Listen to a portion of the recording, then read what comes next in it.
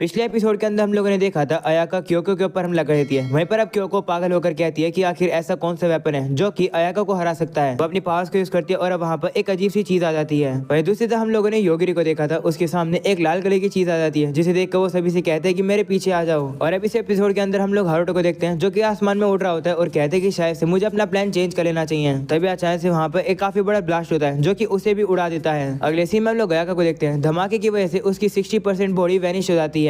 उसका सिस्टम उसे दो ऑप्शन देता है कि एक तुम नेचुरली हील कर सकती हो, उसके लिए तुम्हें वेट करना होगा, और दूसरा है कि तुम ड्रैगन हील के जरिए हील कर सकती हो, लेकिन ड्रैगन हील करने की वजह से तुम एक ड्रैगन बन जाओगी।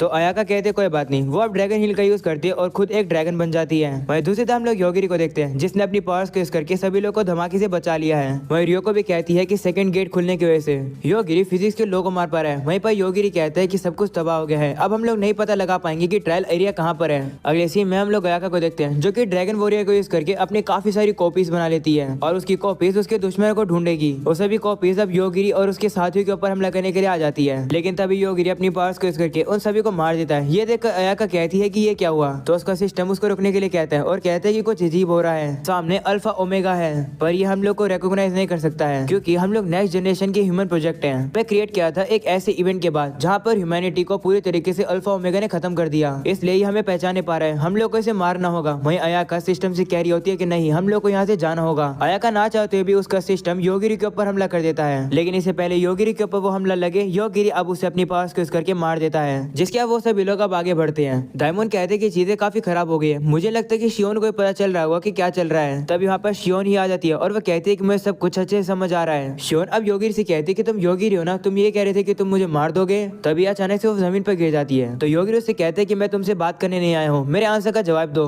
मैंने तुम्हारा लेफ्ट एंकल मार दिया है, लगता है जो मैंने प्रैक्टिस करी थी वो काम कर गई है। जिसके बाद शियोन भी योगिरी के ऊपर इंस्टेंट डेथ का यूज करती है, पर यह चीज योगिरी के ऊपर काम ही नहीं करती है। वो शियोन से कहते हैं कि ये मुझ पर काम नहीं करेगा, मैं गलती से तुम्हें मार सकता हूँ, तो इससे पहले मुझे ये बताओ कि हम लोग हमारे ओरिजिनल वर्ल्ड में कैसे वापस जा सकते हैं। शियोन अब उसके ऊपर वापस हमला करने वाली होती है, लेकिन तभी योगिरी उसकी उंगलियों को मार देता है और वो उसे कहते हैं कि जब तक तुम आंसर नहीं दोगी मैं एक एक करके तुम्हारी बॉडी पार्ट्स को मारता जाऊंगा। यह सुनकर शियोन डर जाती है और अब वो वहाँ से भाग जाती है, जिसे देखकर डायमंड योगिरी से कहता है कि क्या तुम उसे ऐसे ही जाने दोगे, जिस पर योगिरी उसे कहते हैं चिंता मत करो। अगले सीन में अब शियोन को दिखाया जाता है जो कि अपने कमरे में वापस आती है। वो अपने हाथ को हटाकर नए हाथ में रिप्लेस करती है, पर अभी भी उसकी उंगलियां काम नहीं कर रही होती है और धीरे धीरे करके उसके बाकी के बॉडी पार्ट्स भी मरने लगते हैं। उसे अब याद आता है कि योगिरी ने उससे कहा था कि जब तक वो आंसर नहीं देगी तब तक योगिरी एक एक करके उसके बॉडी पार्ट्स को मारता जाएगा। शियोन अब कहती है कि अगर योगिरी मुझे मारने वाला है तो आखिर मैं जवाब क्यों दूं उसका। तभी वहाँ पर योइची आ जाता है, तभी हम लोग देखते हैं कि योइची का पैर भी मर जाता है और अब धीरे धीरे करके योइची के बाकी बॉडी पार्ट्स भी मरने लगते हैं। वो अब शियोन से मदद मांगने लगता है। ये देखकर शियोन अब वापस से योगिरी के पास पहुंच जाती है और वो उसे कहती है कि योइची को छोड़ दो। तो योगिरी से कहते हैं कि जब तक तुम मेरे आंसर दोगी तब तक मैं तुम्हारे ऊपर हमला नहीं करूंगा, और तुम्हें ये तो पता चल ही गया होगा कि तुम अगर कहीं पर भी जाओगी तो मैं वहाँ पर भी तुम्हारे ऊपर हमला कर सकता हूँ, और तुम अपने जिन साथियों को देखोगी मैं उनके ऊपर भी हमला कर सकता हूँ। ये सुनकर डायमंड डर जाता है और कहते हैं कि क्या मैं भी तुम्हारा टारगेट हूँ, जिस पर योगिरी कहते हैं नहीं, तुम मेरे टारगेट नहीं हो।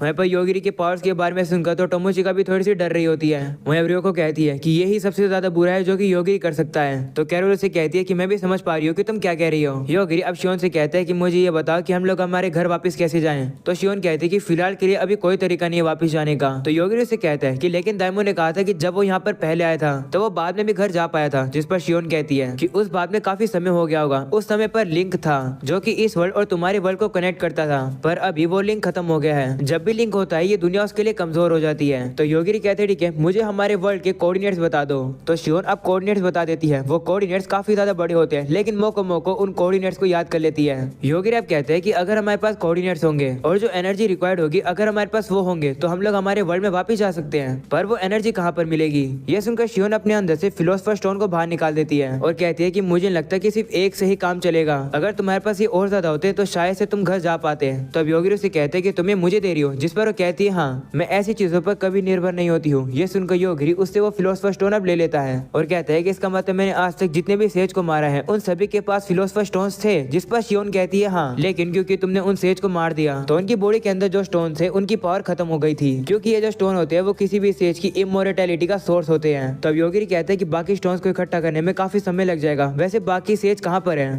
तो शियोन कहते हैं कि मुझे पता नहीं है। तो योगिरी कहते हैं ठीक है, जिसका तो डायमंड से कहता है कि एग्जिट का क्या हुआ। तो डायमंड कहते हैं कि एग्जिट तो मेरे मैप पर ही है, लेकिन क्या तुम शियोन को यहीं पर ऐसे ही छोड़ दोगे, जिस पर योगिरी कहते हैं हाँ, मेरा मकसद बस उससे इन्फॉर्मेशन निकलवाना था। मैं उसे भले हेट करता हूँ पर इतना काफी नहीं है उसे मारने के लिए। जिसके बाद अब वो सभी लोग वहाँ से चले जाते हैं। जिसके बाद अब शियोन योइची को बचाने के लिए जा रही होती है, पर तभी वहाँ पर वो स्लाइम जैसी चीज आ जाती है जो कि उसे रोकने की कोशिश करती है। शियोन उसके ऊपर हमला करती है और अब वो टेलीपोर्ट यूज करती है, पर वो टेलीपोर्ट नहीं कर पाती है। तभी वो स्लाइम जैसी चीज आकर उसके पैर को पकड़ लेती है और पता चलता है कि वो तो माना होती है जो कि स्लाइम बनी हुई थी। शियोन उसे देखकर कहती है कि क्या तुम डार्क गॉड हो? ऐसा बोलने के बाद वो अपने पैर को वहीं पर छोड़कर उड़ जाती है। शियोन अब कहती है कि शायद से मैंने ये सेज टेस्ट देकर काफी बड़ी गलती कर दी। तभी अचानक से उसकी फ्लाई एबिलिटी खत्म हो जाती है और वो स्लाइम पर आकर गिरती है। माना अब उसे कहती है कि तुमने ये सिस्टम बनाया है ना और तुम अपने आप को सेज कहती हो। वहीं पर शियोन अब देखती है कि उसकी सारी एबिलिटीज डिसेबल हो गई है। तो माना उसे कहती है कि मैं तुम्हें मार दूंगी, आओ और मेरे बड़े भाई को नरिश करो। जिसकी अब माना शियोन को एब्जॉर्ब करने लगती है। वो भी हार मान लेती है और अब वो माना से कहती है कि योगिरी टाकेटो नाम याद रखना,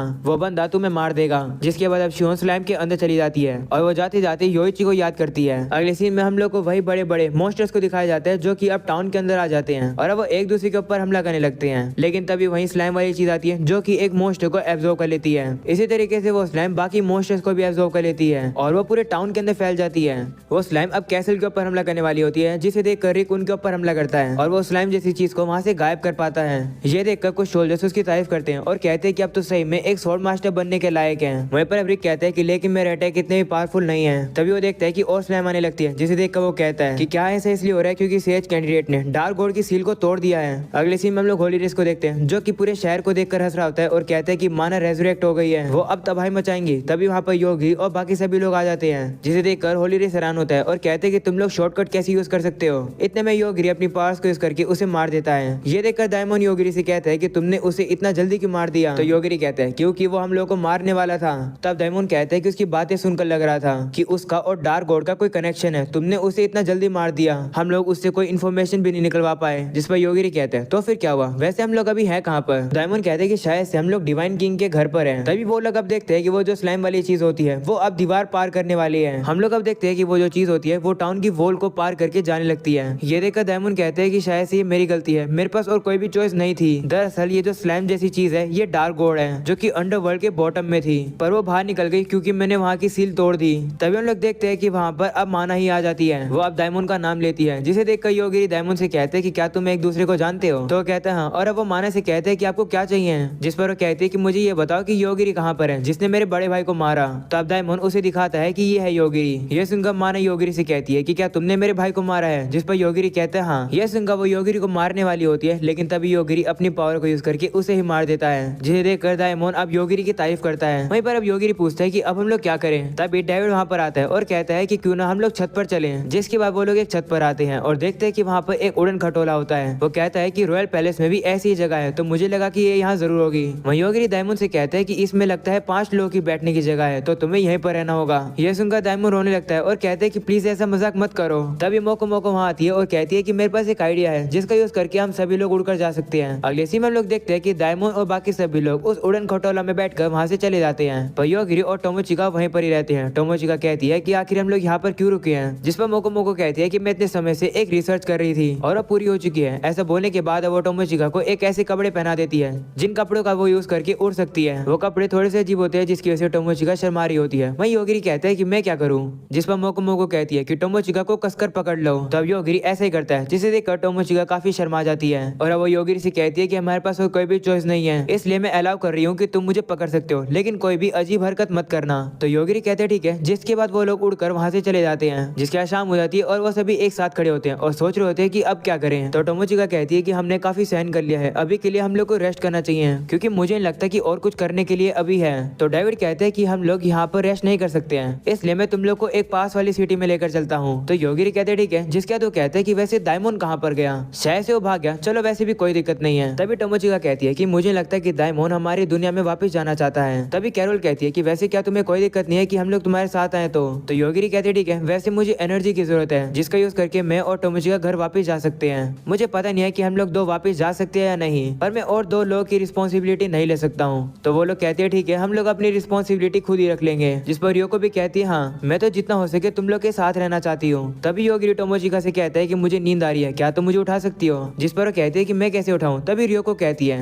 कि मुझे कोई दिक्कत नहीं है, मैं योगिरी को उठा लूंगी। तभी अचानक से हम लोग देखते हैं कि वहाँ पर रिजली आ जाती है और वो योगिरी को अपना नाम बताती है और वो उसे कहती है कि प्लीज मुझसे शादी कर लो। ये सुनकर योगिरी उसे डायरेक्टली मना कर देता है। ये यह सुनकर वो दुखी हो जाती है। तभी वहाँ पर दियोडिसिया और यूफीमिया आ जाती है, जिसे देखकर योगिरी दियोडिसिया से कहते हैं, तो तुम्हें तुम्हारी छोटी बहन मिल गई? तो कहती है हाँ, वो एक काफी कॉम्प्लिकेटेड स्टोरी है। तब इरिसली योगिरी को अपना फिलोसफर स्टोन देती है और कहती है कि ये तुम्हारे लिए, इसलिए प्लीज मेरी रिक्वेस्ट सुनो। अगले सीन में हम लोग डिवाइन किंग को देखते हैं, जो कि टाउन की हालत देखकर कहती है कि आखिर तुम इस चीज को कैसे मार सकते हो? हम लोग उस मॉन्स्टर को इग्नोर नहीं कर सकते जिसने ये किया है। अगले सीन में हम लोग उसी मॉन्स्टर को देखते हैं जो कि हारुतो को उठा कर ले आता है। हारुतो की हालत काफी ज्यादा बुरी होती है, तो अब वो मॉन्स्टर हारुतो को अपने साथ ले जाता है। दूसरी तरफ हम लोग डायमंड को देखते हैं, जो कि भाग रहा होता है और कहता है कि मैं इस दुनिया के अंदर अपना खुद का हैरम बनाऊंगा। दूसरी तरफ बाकी सभी को दिखाया जाता है जो कि कैरेज में जा रहे होते हैं। वहीं पर योगिरी टोमोचिका के पैरों पर सो रहा होता है। योगिरी को अब याद आता है कि असाका ने उससे कहा था कि तुम जैसे चाहे अपनी पावर्स को यूज करना, अगर तुम्हें कोई पसंद नहीं आता है तो शायद से उसे मारना ठीक है, लेकिन किसी और के रैशनल थिंकिंग का तरीका उसे फॉलो मत करना। कन्वेंशनल जस्टिस और दूसरों के थॉट्स और बिलीफ को फिक्सेटेड मत करना। जब ताकत यूज करने की बात आए तो जो रूल तुम बनाओगे वही बेस्ट होंगे। जिसके बाद अब वापिस से सभी को दिखाया जाता है जो कि टोमोचिका को देख रहे होते हैं, क्योंकि योगिरी उसके पैरों पर सो रहा है। ये देखकर अब टोमोचिका भी हल्की सी शर्मा जाती है। वहीं योगिरी सोते सोते स्माइल करता है और इसी के साथ हो जाता है ये एपिसोड यहीं पर खत्म। इस एनीमे का ये लास्ट एपिसोड था, तो सीजन यहीं पर खत्म होता है। उम्मीद है आप लोग को ये सीरीज पसंद आई होगी। पसंद आई हो तो लाइक करना, चैनल पर न्यू हो तो सब्सक्राइब करना। मिलते हैं किसी और सीरीज के अंदर, तब तक के लिए बाय बाय।